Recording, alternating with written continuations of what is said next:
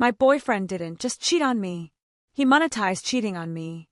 He turned our whole relationship into a secret podcast, cheated on me on purpose for content, and slept with my best friend on camera while tens of thousands of men listened to him explain how to break a woman's sense of reality. And the craziest part? I only found out because Spotify recommended me my own breakup. My name is Mia, I'm 24. My ex's name is Theo, 27. We met in the most cliché way possible. Bookstore coffee line. 1 cup left, both reached for it. Blah blah. He insisted I take it, then sat near my table, just for a few minutes. He was charming in that quiet, confident way. Soft voice, good listener, dark humor that made you feel like you had an inside joke. First green flag he threw at me? I'm not really on social media, he said. I deleted everything a year ago. It's toxic. After a long string of guys who lived on Instagram stories and replied to my texts 3 hours late because they were editing TikToks. That sounded like heaven. He said he was a sound engineer / freelance audio editor, so he worked from home a lot. He rented a loft with a tiny extra room he called the studio. When we started dating seriously, he'd invite me over and say, I just finished a mix. Wanna be my reward? It all felt intimate, safe, offline. He didn't post me because he didn't post at all. He didn't scroll other girls because he didn't even have the apps. My friends called him analog boyfriend. I called him finally different. From the beginning, there was one rule. Please don't go into the studio when I'm working, he said. Clients get weird if they hear other voices. The studio door was always closed when I came over. I'd hear muffled talking sometimes, but I assumed it was a Zoom call or him editing someone's podcast. Once, I walked past and heard his voice through the door, and then his voice again, but higher. I thought he was checking audio levels. When I asked what exactly he worked on, he'd shrug. Mostly podcasts. Some are under NDAs. Super boring corporate stuff. You'd hate it. He wasn't wrong. I would hate boring corporate stuff. So I never pushed. We'd have no phones nights, which I thought was romantic. He'd toss my phone onto the couch and say, be here with me. I love that about him. Except, he always kept his own phone upside down and on silent. One night I joked, what? Any secrets in there? He grinned. Just a notes app full of your red flags. We laughed. I didn't know he was closer to the truth than I thought. The day everything cracked didn't even start dramatic. I was at home, cleaning my kitchen, playlist on shuffle. When the music stopped, Spotify rolled into some random podcast. Welcome back to the villain's playbook, a male voice said. In today's case study, we're talking about how to keep your girlfriend off social media so she never sees what you're really doing. The name made me smirk. Edgy branding, okay. I almost skipped. Then the guy laughed. I froze. It was Theo's laugh. Not similar. Not, oh, this reminds me of my boyfriend. It was exactly the same. Same cadence, same tiny breath at the end. My brain went, no way. The audio quality was insanely good, no background noise at all. Mr. Villain continued. So, I've been with this girl for about a year now. We'll call her M. She's a classic nice girl. Bookstore job, anxious attachment, thinks I'm different because I'm offline. I stopped wiping the counter. Bookstore job, M. Offline. If that had been it, I'd still say it was coincidence. But then, first thing I told her, I don't do social media, it's toxic. And boom, she relaxes. She thinks she's safe. The trick is, you keep her offline too. We do no phones nights. I tell her my clients are under NDA. Meanwhile, the blood left my hand so fast I almost dropped the sponge. He described our first date, the coffee line, the exact way I snorted when he said corporate podcasts were hell. A candle he lit for me that I told him I loved. She has this thing about vanilla candles, the voice said amused. So I bought the exact brand she liked. Costs, what, $10? She thinks it's proof I'm in love with her. I looked over at my desk. The exact vanilla candle was sitting there. My heart started pounding, so loudly I could barely hear the rest. Okay, I whispered out loud, like someone could hear me. Lots of girls like vanilla candles. Lots of them work in bookstores. M is a common letter. Calm down. Then the host dropped the line that broke my denial. M still texts with her ex about his dog. Totally harmless, but if I ever want to start a fight, I bring it up and act hurt. And because she's so guilty, she overcompensates. More attention, more affection. See? You can weaponize her kindness. My ex to send me pics of his dog. He's literally my neighbor. Our moms are friends. I hadn't told that to anyone except Theo. I stood there in my disaster kitchen, world tilting, listening to my boyfriend explain my personality like a lab rat. And then, like a knife, I call this the nice girl experiment.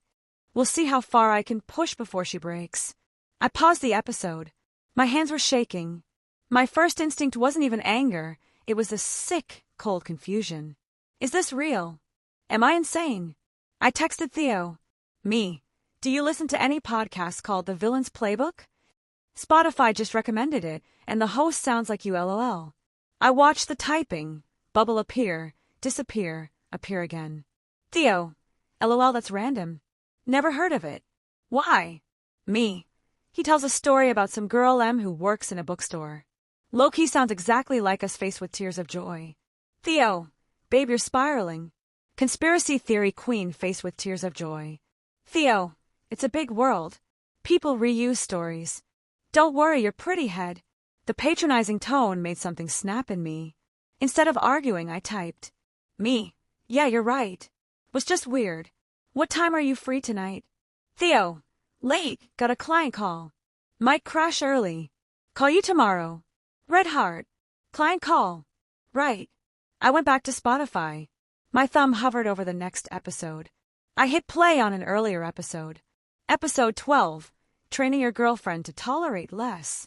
Charming. This time he didn't say M. He just called her case study number 2. He talked about a girl whose boyfriend forgot their anniversary 3 times, and how he slowly convinced her that expecting flowers was materialistic. I recognized that pattern too, not in my relationship, but in my best friend Lila's. Her boyfriend had done almost that exact thing. Theo had been the one who gave me the line, maybe she's just got unrealistic expectations. Some girls are like that. I swiped again, and again. Episode titles blurred. How to keep 2 girlfriends without getting caught. Sleep with her friend. Blame her trauma. Fake therapy. Turning your breakup into content.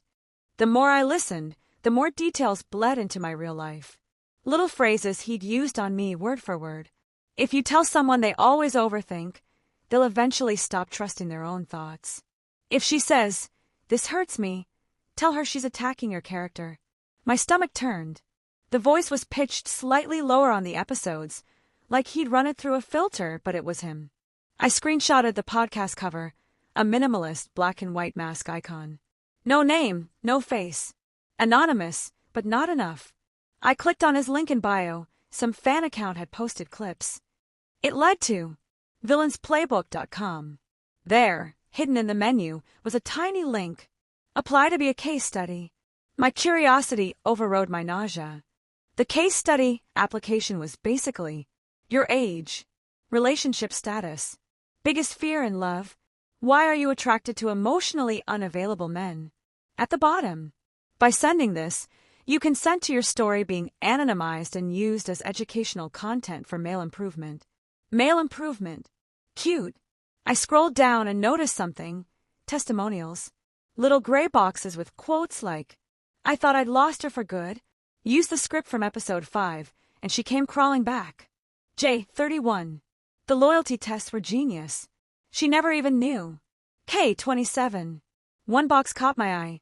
My audio guy Theo helped me record this when I was too nervous, LMAO. Dude's a legend. M. 26. Audio guy. Theo. There it was. Hard proof. My heart was in my throat, but I needed more.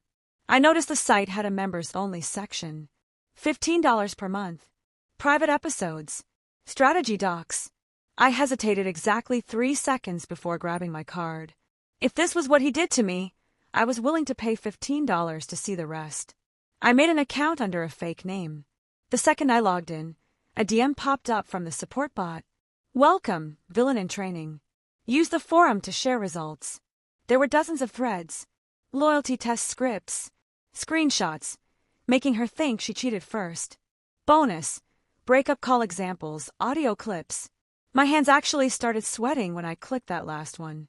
Each audio file was titled something like breakup underscore Claire underscore 2024 underscore 01.wave. At the top, breakup underscore Mia underscore 2023 underscore 10.wave. I felt like I'd been punched. I clicked. Theo's voice, crisp and calm. Hey babe, can we talk for a second? I feel like you've been distant. It was our first big fight. The night he convinced me I was emotionally dumping on him for being stressed about my mom's health. I heard my own voice, shaky and apologetic, through his mic. I'm sorry, I needed you, that's all. He'd recorded it, uploaded it, a comment under the clip. Bro, the way you flipped it at 8:13 is masterful. She went from mad to apologizing in 2 minutes. I'm taking notes. Another user replied, can you do a live call like this on the next stream? Would pay. My vision blurred. This wasn't just about cheating anymore. This was industrialized manipulation. My relationship was a course module. I hadn't even gotten to the actual cheating yet. There was an episode titled, Case Study, Sleeping with Her Friend Without Losing the Main Girl. My stomach knew before my brain did. I clicked. Theo's voice. So I've been seeing this girl, L. She's my main. But her best friend is a classic pick-me. Always laughing too hard at my jokes, asking for my number to plan surprises for the girlfriend, sending me memes at 2 a.m. L. Lila. Long story short, I could tell the friend wanted me. The key was making her feel like she was taking something from my girlfriend that my girlfriend didn't really value. He described in excruciating detail a night when Lila had come over for wine and movies. I remember that night. I'd had cramps so bad I went to lie down early. They'd stayed in the living room, finishing the movie. Theo on the podcast. She's in the bedroom with a heating pad, moaning about period pain. The friend keeps glancing at me. So I say, she doesn't even really like sex when she's not ovulating. I don't know.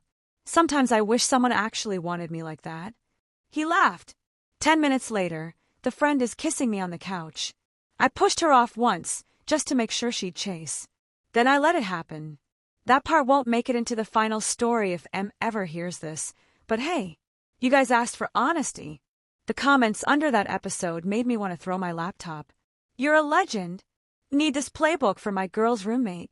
How do you not catch feelings for the side chick? I sat there wishing I could scrub my brain with bleach. He had slept with my best friend. On my couch, while I was in the next room, crying over cramps and telling myself I was lucky to have such a caring boyfriend. And he turned it into a tutorial. I know what you're thinking. Girl, why are you still listening? Just leave. I asked myself the same thing. But leaving quietly suddenly felt insufficient. He built a whole brand on other women's pain. He sold it. He called it education. And he was on the verge of getting big. I checked his numbers. The podcast had 80K followers, a Patreon, a paid live event announced on the site. Villain's Playbook Live. Learn in person. Limited seats. I stared at the event page, dates circled in red. In 2 weeks, I clicked on the forum and, for the first time, posted, has anyone here realized they were a case study without consent? The replies came slow at first. LOL what? That's the game, babe. Then, one DM popped up from a female username. Why are you asking? I hesitated, then replied, because I think I'm case study M. And I know he cheated with my friend. Silence. Then, call me. Her name was Claire. 25, she dated a guy named Ethan, who sounded suspiciously like Theo. Same city. Same, I don't use social media line. He'd broken up with her after a huge fight where she'd gotten drunk and cried about being too much. Months later, a male coworker showed her a podcast episode where a guy described that exact fight down to the brand of whiskey she'd thrown at the wall. She'd convinced herself it was coincidence, until my post. We talked for almost 3 hours. Every pattern matched. Same phrases. Same manipulation techniques. I sent her the member's area link. She listened to breakup underscore Claire underscore 2023 underscore 02.wave and nearly threw up. In the next few days, I found 3 more girls through the forum and TikTok clips. A girl he'd long distance dated, then ghosted. One he talked into an open relationship for content. And one who'd actually emailed him asking if she could be fixed. We started a group chat we jokingly named the case studies. The joke wore thin fast. Every single one of us had a version of the same story. He made us feel like we were the problem. He twisted our words and feelings into teaching moments. He recorded us at our lowest without telling us. I told them about the live event. Are you thinking what I'm thinking? Claire wrote. Yes, I replied.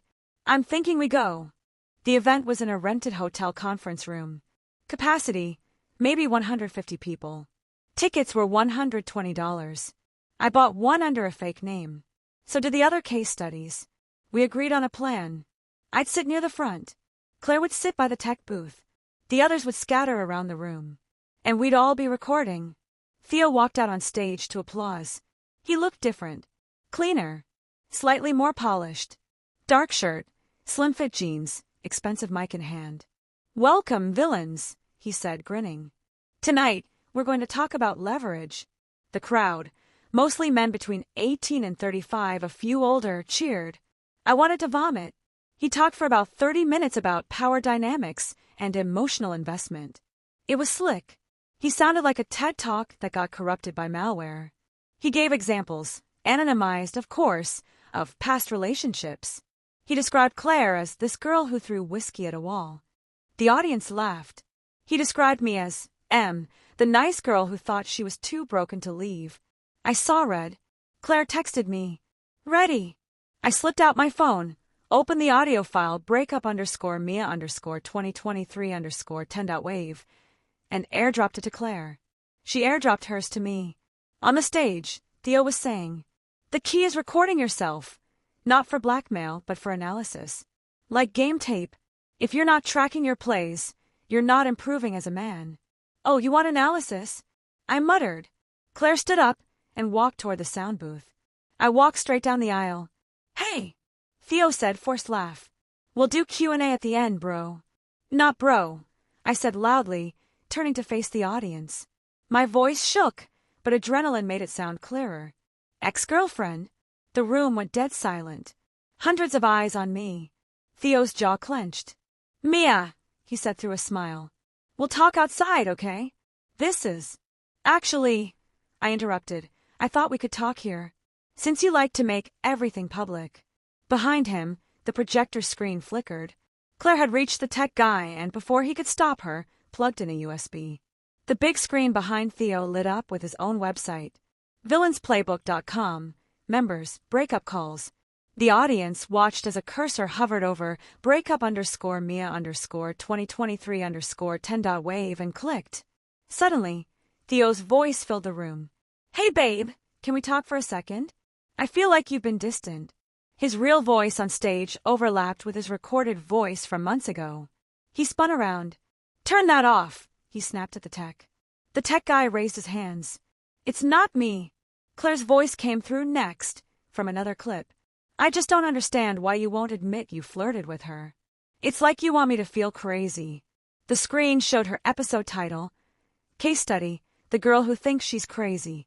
Men in the audience started shifting uncomfortably. I turned back to them.